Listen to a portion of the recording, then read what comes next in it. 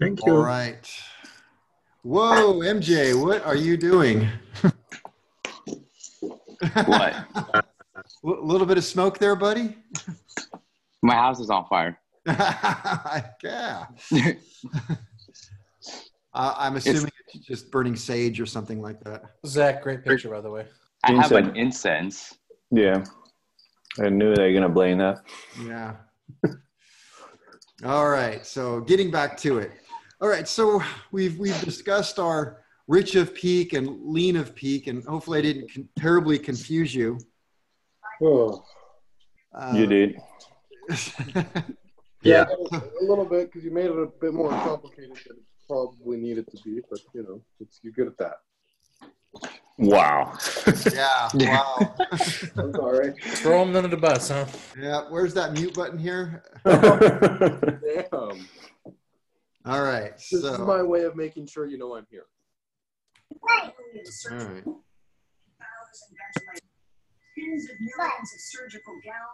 I got a baby in the background. Steven, we that. need to know Okay, you're here. let's shift by gears a turning little on your bit. video.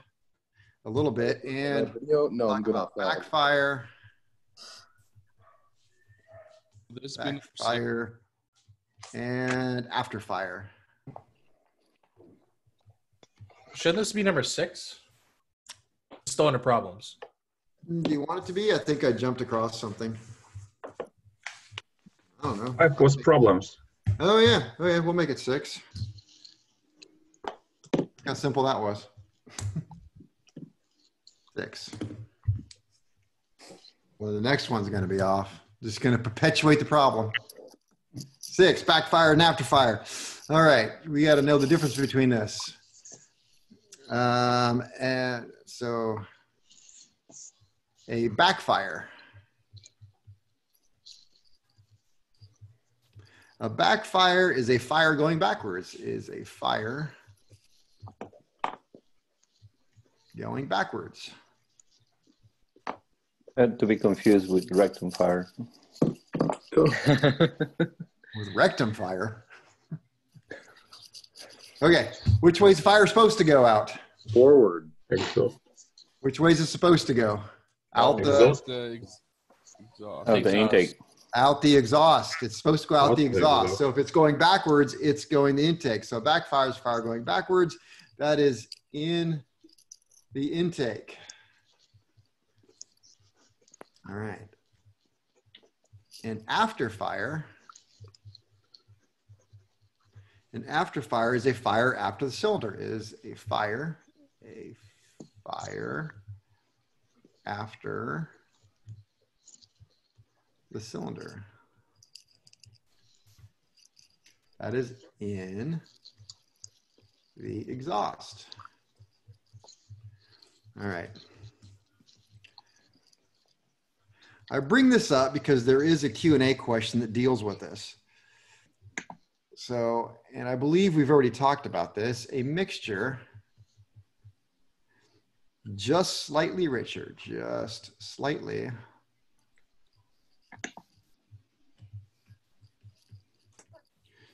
richer, maybe 25 to 50 degrees rich of peak. So a mixture slightly richer and stoichiometric.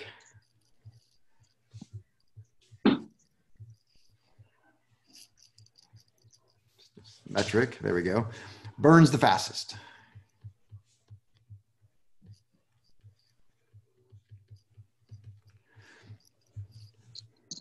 All right. But once we go on stoichiometric, either side of that, either rich of peak or lean of peak, the flame front is going to slow down. So we'll say the flame front slows down.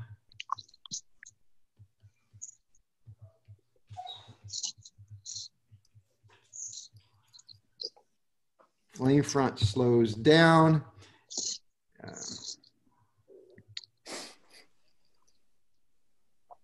If I want to say this here, if the mixture is either either richer or leaner.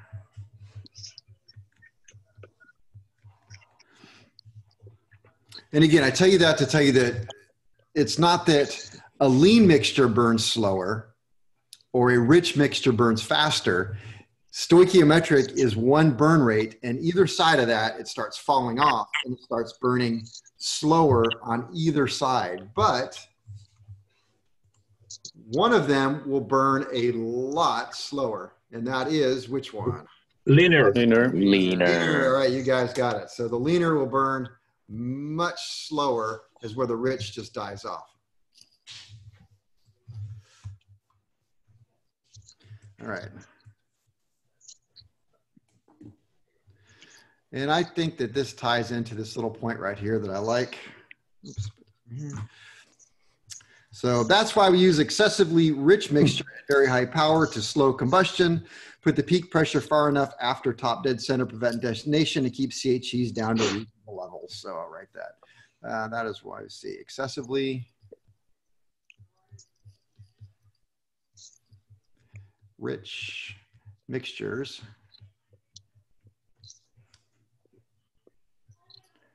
are used at very high power.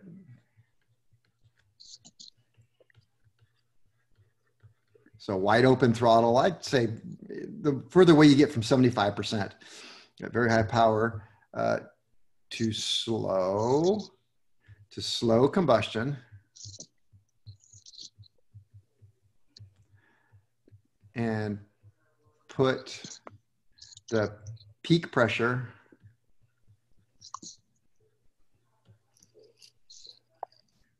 far enough after TDC to prevent detonation.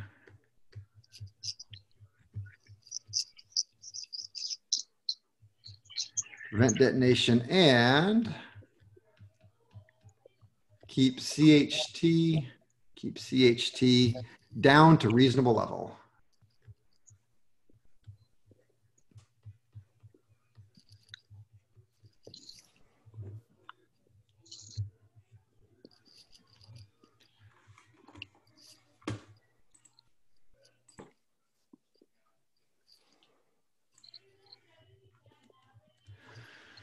All right.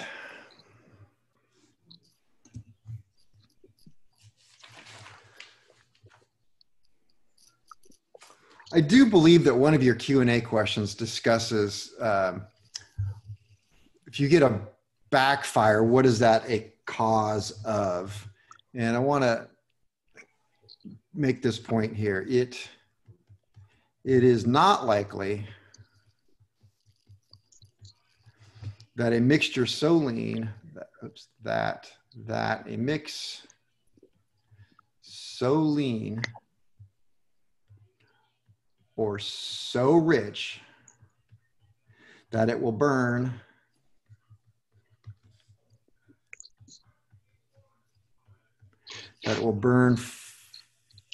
from 30 degrees before top dead center through the power stroke and most of exhaust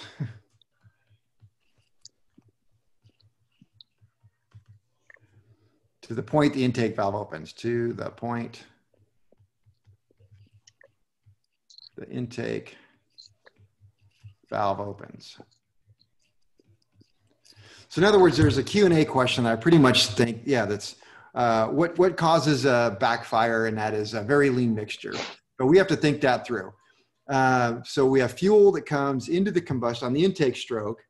The intake valve closes, piston is coming up, piston is right before top, 30 degrees before top dead center, starts the flame burning, the piston comes all the way up. You have the power stroke, it's still burning. Now, according to this Q&A question, the piston is going down and the fuel is still burning. The piston stops, the fuel is still burning. The piston comes up, fuel is still burning. Intake exhaust valve opens, it pushes all the exhaust valve or exhaust out, fuel still burning. Piston starts, it gets near the top dead center, intake valve opens, and oh, the fuel is still burning. and now it's going to light off the intake. Not going to happen. But I do think that is one of the answers to the Q&A question, actually leads you down that path. So, but I like this, and this explains it, I think, better. However, why do we get a backfire like that? During valve overlap, the manifold pressure is low, so it could pull hot exhaust gas back in the manifold and light off the fuel mixture. In radials, this was more likely if the fuel air mixture was lean. So that did happen. So what we're saying is, in a backfire, you have in the intake manifold fuel and air ready to go into the cylinder to be burned, and something is actually lighting it off. All right. And so what could that be? And this explains it well. I think I wrote this. However, during valve overlap, and you should know when that is, when the intake and the exhaust valve are both open. MP is manifold pressure. We're used to that one. Manifold pressure. And that is the pressure in the manifold, the intake manifold, between the carburetor or fuel unit to the cylinder. So the manifold pressure is so low. And what causes it to be low is that, and we're going to get more into this, is that the throttle valve is closed because it's at idle. And so you have a valve that's closed, and on the other side, you have a cylinder with a piston that is trying to suck as hard as it is. It's like a big syringe trying to suck up something, or what are those squirt guns, the super soakers? You're trying to soak up something. Okay, it's trying to pull the air in, but yet you've blocked the air from coming in. So the cylinder is pulling against nothing, and that creates a giant vacuum inside the manifold. So when I say it's low, it's actually a vacuum. So the manifold is so low, it could pull hot exhaust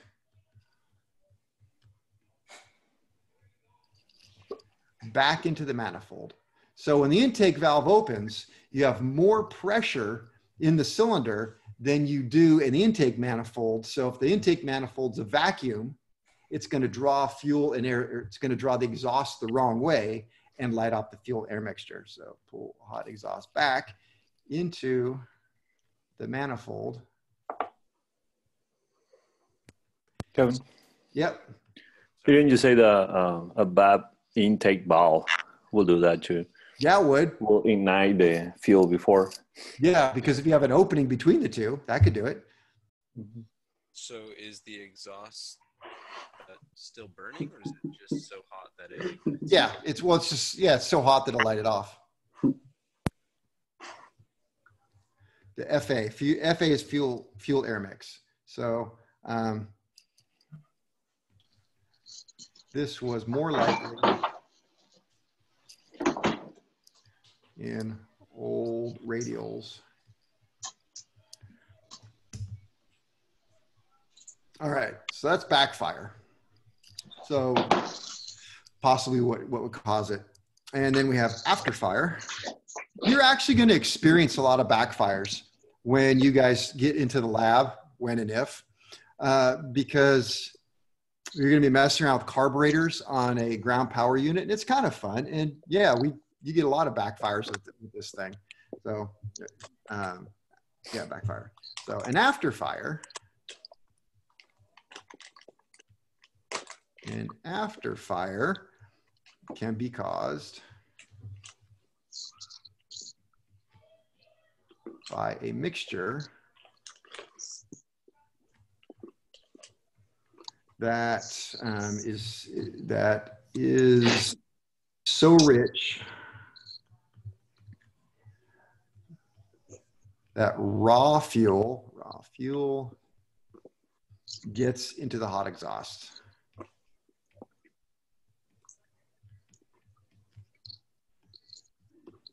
Gets into the hot exhaust. All right, so there's your backfires and your afterfires. So I got to ask, Janet, you're on your phone. Does that mean you're not watching and you can't write notes? No, but I'm listening. All right.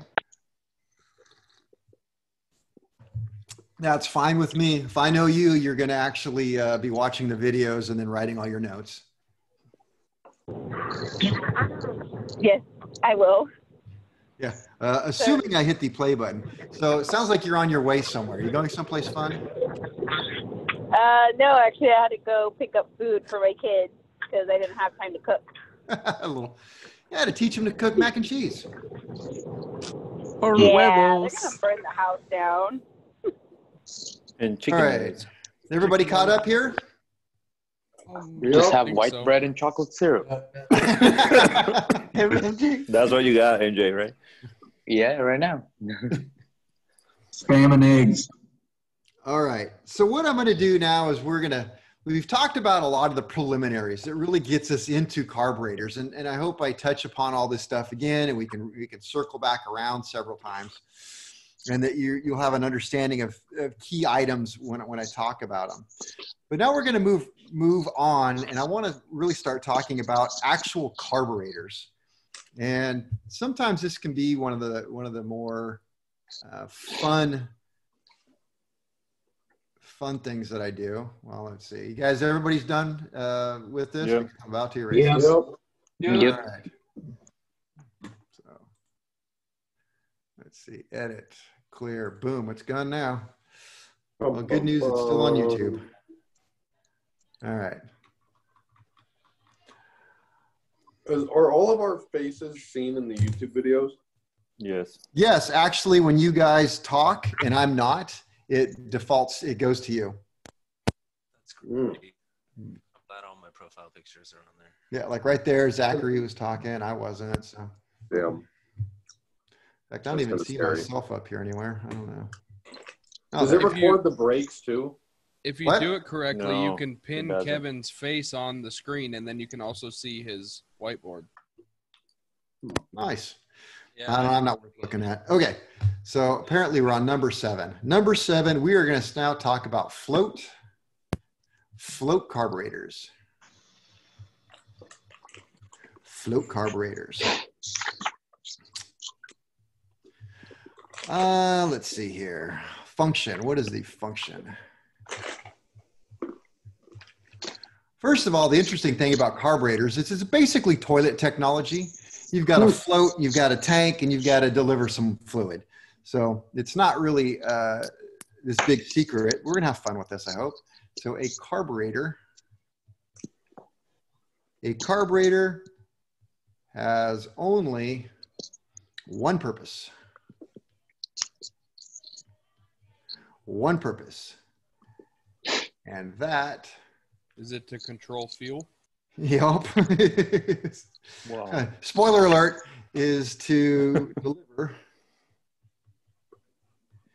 deliver a finely atomized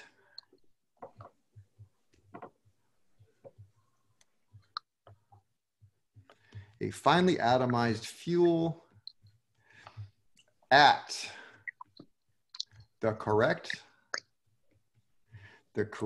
air to fuel ratio to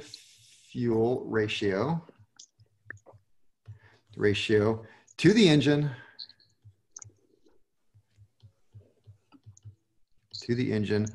under all I'm going to say normal operating conditions.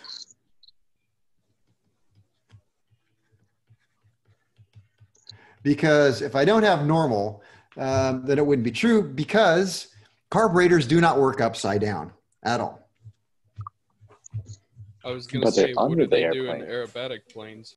Well, like the Cessna 150 Aerobat, the fuel just stopped. The engine stopped when it was upside down for a long period of time. Other aerobatic planes, true aerobatic planes, use Fuel injection, right? yeah, thank you. Fuel injection. Or you could use a pressure carb. So, okay, this is done. So that's what they used during World War II was a pressure carb? Yep. This is done by measuring how much air is entering the engine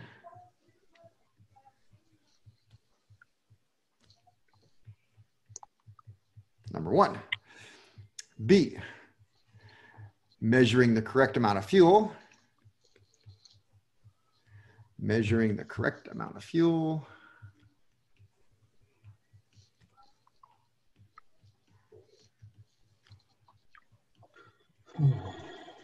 For good combustion, for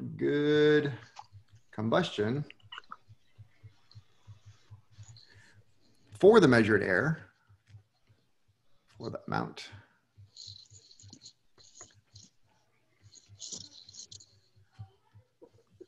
For the amount of it. And C, for delivering the fuel air mixture into the induction system.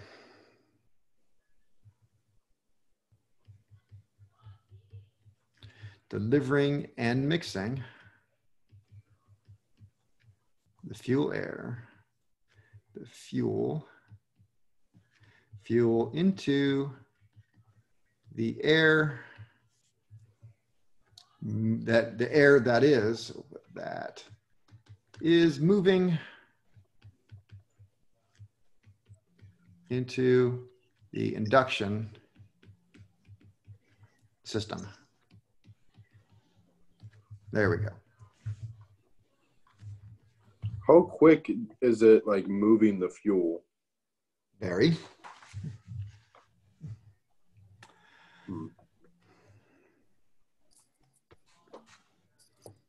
All right, I'm gonna let you get caught up there.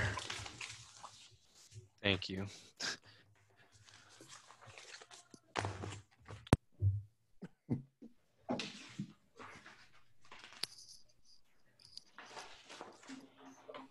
Kevin, do you mind swapping up on the page so I can see the top part of it? Going up a little bit? Okay. Please. There? Good enough? A little bit more. Janet, we need you here. Okay, thank you. Wow.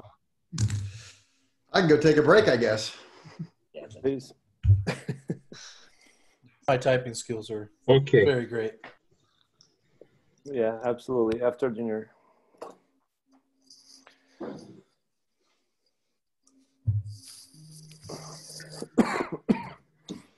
Do you guys actually eat at dinner time? I do. Yeah, of course. I cook. You Just take a really long and enjoyable poop. Just kidding. Reading. Sorry. Is there a way to permanently mute Steve? I don't know. Yes, please. Just ban him off the channel. We're moving. Perfect. Damn, that's hurtful, guys. I bring the fun. You do it yourself, Steve. See, what's funny is when you remove someone, you like remove their whole IP address for that device or something. Don't give him any ideas, MJ, man. When you removed my phone yesterday, I couldn't go back even after I deleted the app and reinstalled it or like logged out. Just use your VPN. Yeah, I'd probably do that. And it's weird because even if I switch from Wi-Fi to like LTE, it still wouldn't let me. Really? Yeah, it's still the same It IP. said you should be allowed back in. Oh, yeah, on my phone now, yeah. Sorry. Okay, can I move over? Yes. Eric, you good? Give me a nod. You Yeah. good, Eric? Okay. Yeah. Yep, you can move over. Yeah, Okay. good. Janet, you're not even on this. I'm listening. Okay. All right. So I think the best way to go about studying and learning about carburetors is have a little fun with it instead of a bunch of notes and stuff and just pictures. So hopefully I can do this correctly. Some years it goes really well. Some years it doesn't. But let's just, I love Madagascar. And so I've shown the clip to you, and I should have it right now. We could play it. Which But, one? they basically build this aircraft out of sticks and bamboo, right? Yeah. So, all right. So we've got a little bit of a Madagascar situation going on. So unfortunately, collectively as a class, we have crash landed our aircraft into the Madagascar island there. And all we have is what we can find available on the island. And during the crash of the aircraft, we hit a rock and we smashed the carburetor off, and we have no carburetor left. But other than that, we've pretty much got a workable flying airplane. So between all of us and our brain power, we need to design a carburetor out of the stuff that we can find in the jungle through a period of trial and error. Can we do this? No. Yeah. No, we Steve. Steve can't. Steve, you just hang along. You just take notes. All right. Sure, I think we can do it. So we've gotten through part of the class, right? So, and I've read some of the books. So collectively, we can put together what we've learned and even learn some more. Just like probably the first guys that built the carburetor. So we have to think this through. And so if we're going to build a carburetor, what does the carburetor have to do? What is some of the three things that I said that its only function is to do this by doing what? To give a proper air fuel mix. Okay, but what is it? How does it do that? By measuring it. Measuring what? Measuring air and Measuring the air. Okay, so let's start there. First thing we have to do is figure out some way to measure the air. Now, I know you guys have had Phil's class, so do you have any air measuring things in your arsenal? The turbine. Well, a reasonable guess. Venturi. What do we got? Venturi. We have a Venturi. Barometer? Oh, okay. A Venturi. More in the middle of the page because I'm going to need a lot. friction. All right. So of course, we're going to start with, we need some sort of measuring device. So we'll get a Venturi. Out of bamboo. Out of bamboo. Well, if you look at bamboo, it's got that little ridge in it all the time. So wouldn't that kind of make a little bamboo? So we make ourselves a little bamboo thing here. All right. So if we start with a Venturi, so that right there is a Venturi. So Venturi. And what do we know about Venturis? That as pressure goes up, velocity goes down. Okay. So as what goes up, what happens? As pressure Velocity increases, goes up, pressure goes down. Okay, if velocity goes up, the pressure Goes down. goes down. pressure goes down. Well, that was sounds like very a pretty cool brilliant. thing to use, because I'll tell you right now, if we have all of the air for the engine has to go through this carburetor, as the velocity increases, what happens to the pressure here? Decreases. Decreases. It's going to decrease. It's going to create a suction. Yep. Right? Well, we can use that to our advantage, because if we think it through, so that if we don't have much velocity, we don't have much suction. And if we have a lot of velocity, we have a lot of suction. And that works out really well because we want some way to measure and draw this fuel out that we have.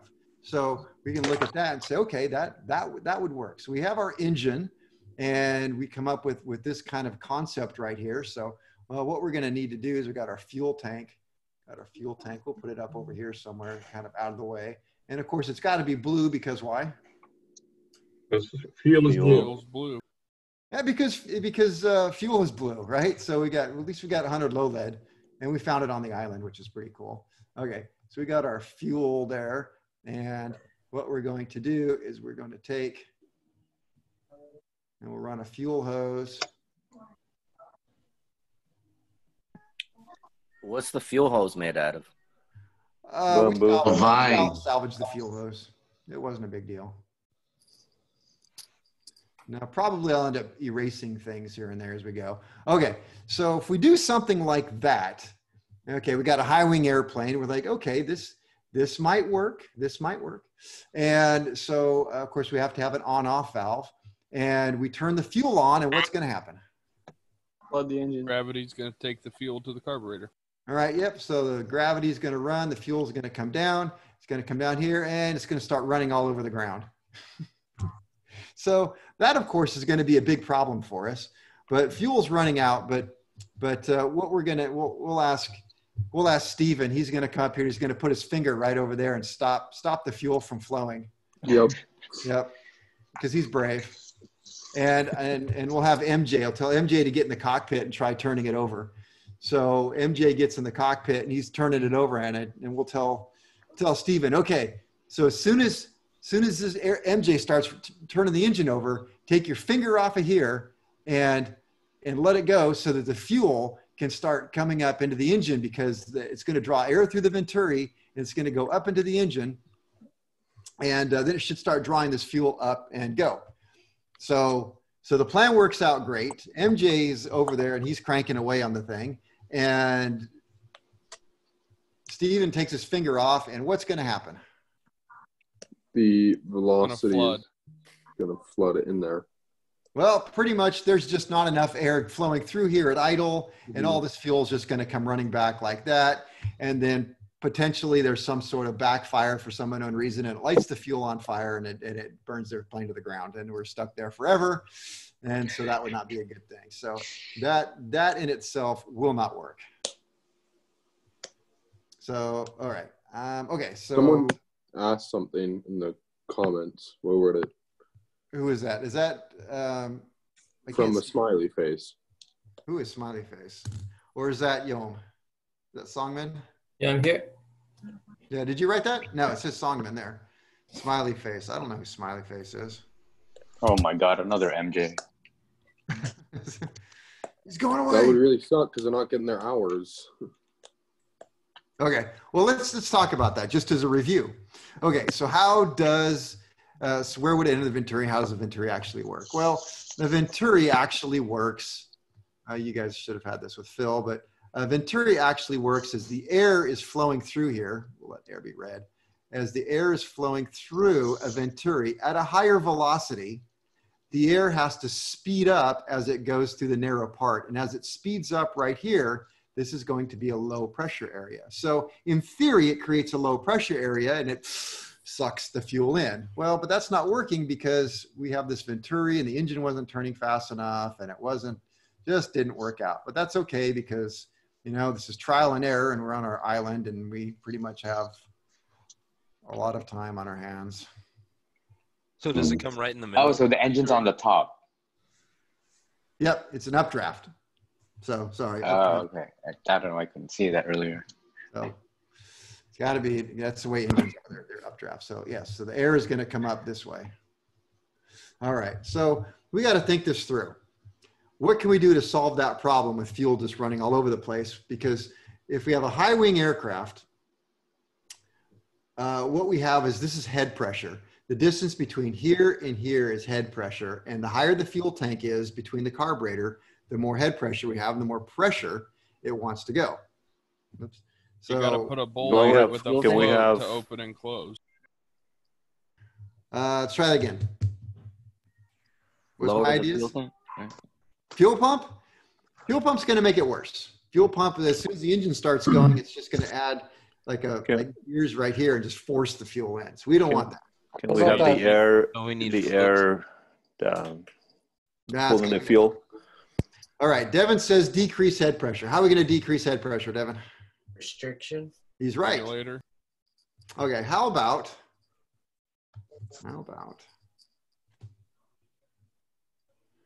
And he's right. We got to decrease the head pressure somehow. So what we could do is we could add the fuel bowl right here.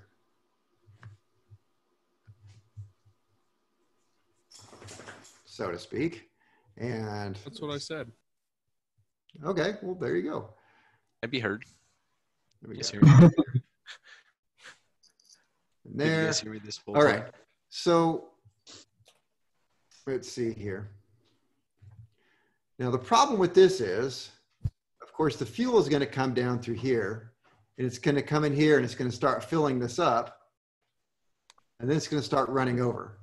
So we got to solve that problem. So how can we solve that problem? A float? We don't know anything about floats yet. Of course a float, but I have a better idea. Because carburetor floats aren't really in all that, you know, it's kind of hard to find carburetor floats out in the middle of nowhere. So what do we have a plethora of out in Madagascar jungle there? Coconuts. Carburetor monkeys.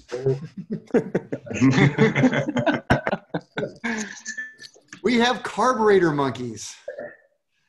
Well, that's not such a bad idea. All right. So all we have to do is train a monkey.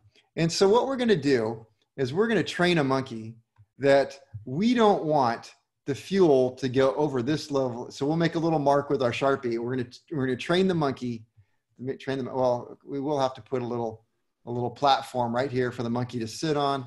So the monkey's going to sit here. Here's my monkey. So you have to create a union first. He's got a little tail. But monkey is not to scale. And so monkey's going to plug this hole up. So we train the monkey that every time the level gets to this, he plugs the hole. And then every time it goes down below that, unplug the hole. And the reason why we're using monkey is because it was easier to train him than it was to train Steven, because he was off in the bathroom reading his magazines. And we eventually had to make him an engineer because of all of his reading. So, all right. So trained monkey now runs the float bowl, and we lose that head pressure that's going to go all over the place. And thanks to Steven, I don't even know if he's on the call anymore. Thanks to Steven. I realized my mic was muted, and I said, yep, you're welcome. Okay. Thanks to Steven, who did read the one magazine he brought with was a Popular Mechanics. And right before he tore out the page to wipe his hiney, he explained to me that the discharge nozzle should go up inside of the Venturi. So there we go. Discharge nozzle. So, and we'll bring that discharge nozzle right here to the middle of the Venturi. Actually, if I want to do this right. Well, no, we'll stick with the story.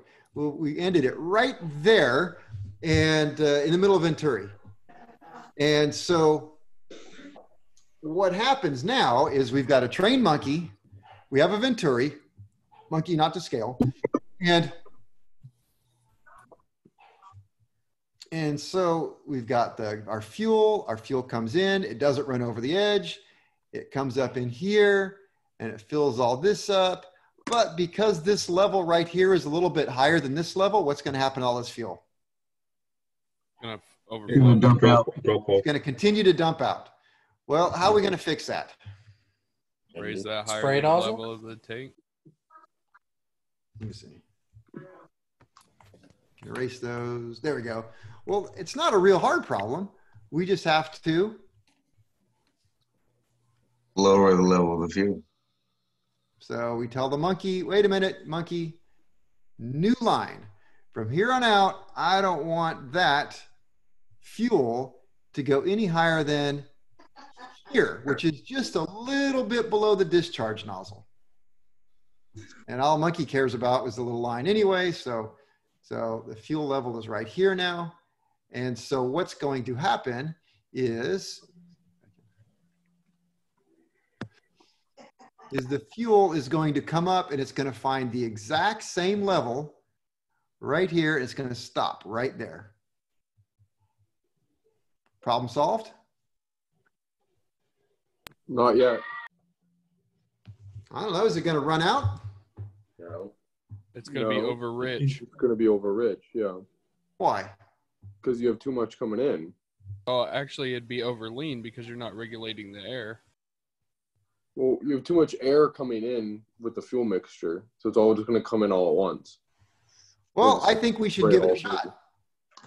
You know, well, right it's also now, not, it's also not going to atomize very well. All right, we got a couple problems. So, well, I think we should give it a shot. So we put pilot MJ. Well, this time we'll let Alex do it because he's got the big turbine engine there, so he must know more about it than the rest of us. So we put so Alex gets in and he tries to fire this thing up, and we've got a well-trained monkey. And so as the engine starts to turn, we get a little bit of flow through here, and it creates a little bit of a suction, and it tries to pull the air up in, and we get a big gulp of fuel in there, and the thing lights off. It runs up to scares the monkey, and that's the hard part. You scare the monkey poops in here. So nothing really, you know, the propeller. That's the thing about monkeys, you know, they get scared and they poop. So I don't know how accurate that is. So clearly monkey is not going to work. So We have to get rid of Carburetor Monkey. Sorry, Carburetor Monkey. But you know what we did find out there? The poop. That's. Is it coconut time yet? Yes, it's coconut time. I was looking for the color brown. I don't really have brown. There we go. So we could use a coconut. A coconut, a float, and the coconut can come over here, and we could put a plug right here, make it out of bamboo, and a fulcrum right there. So remember, I'm only doing 3 dimensions. So now with this thing, every time the fuel starts to go down, this coconut right here is going to fall down, and it's going to lift this pin up. It's going to lift that pin up and allow fuel to come in. And so when fuel comes in, it's going to raise up the coconut and stop it. So it's going to keep it right there, perfect at this level. So there we've got our coconut designed thing. So what have we built? Well, we've got a Venturi. This coconut is my float. This right here, we got a float and needle now. Float and needle, no monkey. So is the needle the stopper? The needle is the stopper. Mm-hmm. So what else can we do? I don't know. Should we give it a shot? Fired up. Fired up. All right. Send it. It's going to kind of work, but not so well. So we fire this thing up, and first of all, it's going to run. If it started up, it's going to be belching smoke out after firing like crazy, and it's going to try and go to wide open throttle. So that in of itself is going to be pretty bad. So we shut it down. We got a lot of problems to fix. So what are my problems? So we had wide open throttle. By the way, that's abbreviated WOT, wide open throttle. Means we couldn't control, wide open throttle. Could not control the RPM. It ran rich. It ran too rich. Barely ran at all. Or it ran really rough. That's what we should say. So, all right. So we gotta fix some problems here. So, first of all, let's see. What can we do? Well, it barely ran at all. Well, I heard this already, and that the problem is we're not regulating the fuel coming in too rich. We're not regulating the fuel. We just use a piece of bamboo or some sort of pipe here, and it's just allowing massive quantities of fuel to come in, and the whole thing isn't going to work. So what we have to do is we have to put some sort of limit on this. And what we need to do is create something we'll call the main metering jet. The main metering jet. And what the main metering jet is going to do is it is going to allow only the correct amount of fuel. So if I had like a big old straw, that's too much. We gotta bring this down. So the main metering jet, let's see. So one way to draw a main metering jet, and books do, is drill a number 40 on the bamboo. There we go. Just got to drill number 40 in there. They often show main metering jets just as a restriction in here. So we put a restriction with a little, so that's the main metering jet. So main metering jet. So now we have all this fuel go in there, but only just a little bit fits through there. That's all that's going to fit through there. All right. And so now that actually gets us a mixture that actually makes sense. So, right, because before we really weren't metering out the fuel. It's just, we had a bunch of air and we had a bunch of fuel, but we got to get it closer to, we'll say 15 to 1 or 12 to 1. And we're going to do that through the main metering jet. So now if we go in and fire this thing up, we've solved the problem with with overfilling the bowl. We solve the problem with too much fuel. And so we start this thing up, and I'm going to tell you, it's not really going to start. So, we should have trouble starting. Trouble starting. And the only way we can get this thing to start is the old-fashioned way of priming it, or aircraft have primers in them, which cars don't have. And what a primer system is it's actually a big syringe plunger for the most part in a carbureted engine. So you pull out this big old plunger and it sucks fuel out of the fuel tank, and you push it and it pushes. And in the cylinder, there's a little jet right next to right before it goes into the cylinder. So it's actually an intake manifold. It just sprays some raw fuel there. So a lot of times if you're having problems with the carburetor, you can actually get an engine to light off and run off the primer. And what you'll do is you give it the prime and you pull the primer out and hit the starter. And as you push the prime in real slow, it acts like a carburetor, actually a fuel injection, and it'll feed it. So we can use the primer and we can get this thing started now. But the minute it starts, guess what it's going to do? Stops. Nope. Wide open. Suck fuel. It's gonna go wide open throttle right there. This thing is just gonna go. Oh. So that is not good. Do that again, Kevin. No, I'm not gonna do it. I knew somebody's gonna do that again. So I'm gonna scare Zeus. So what we need to do is we need to put a throttle valve in here. So this goes like that. This is going up. So if I put some sort of throttle valve on a thing, there we go. It will actually regulate what we've got going on there.